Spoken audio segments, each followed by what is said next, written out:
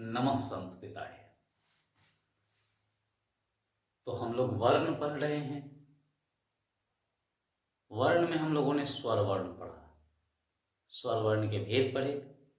इसके बाद व्यंजन वर्ण को हम लोगों ने देखा। अब व्यंजन वर्ण में ही वर्ण के अंतर्गत हम लोग देखेंगे दो चीजों को पढ़ना है वर्ण में। एक होता है मात्रा और एक होता है प्रयत्न।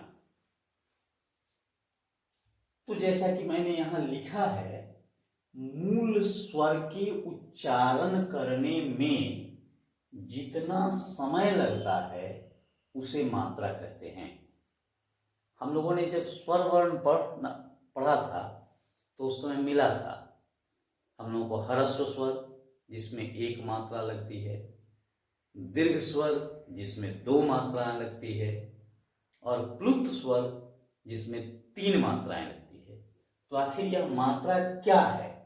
तो मात्रा की परिभाषा यही होती है कि मूल स्वर जो हैं उनके उच्चारण करने में जितना समय लगता है उसे मात्रा कहा जाता है। अब देखेंगे स्वरों की मात्राएं जो व्यंजनों के साथ मिलाई जाती हैं वो इस प्रकार हैं। आप लोगों ने देखा होगा स्वर जब लिखते हैं हम लोग तो होता है औ, आ, ह्रस्व ई, दीर्घ ई, उ, दीर्घ उ, दीर्घ उ, री, ए, ऐ, ओ, औ।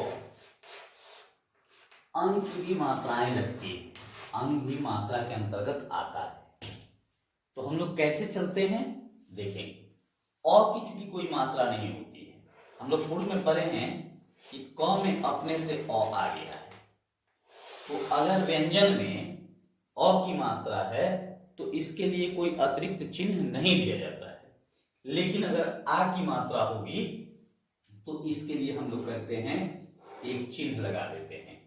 ये शिरोरेखा है और शिरोरेखा के बाद में एक लगाते हैं चिन्ह।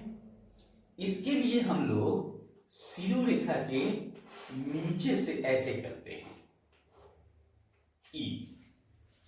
ये शिरोरेखा है, इसके ऊपर से हम लोग लगाते हैं। ह्रस्व उ के लिए ये मात्रा है, दीर्घ उ के लिए ऐसे लिखते हैं यह मात्रा है।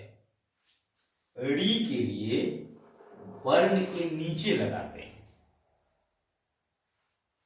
ए, शिरोरेखा के ऊपर देते हैं। औ के लिए शिरोरेखा के ऊपर दो देते हैं। वैसे ही ओ के लिए एक लाइन खींचते हुए शिरोरेखा से ऐसे करते हैं। औ में दो करते हैं और शिरोरेखा होती है। और अंतिम जो है हमारा, उसके लिए शिरोरेखा पर हम लोग एक अनुस्वार रखते हैं।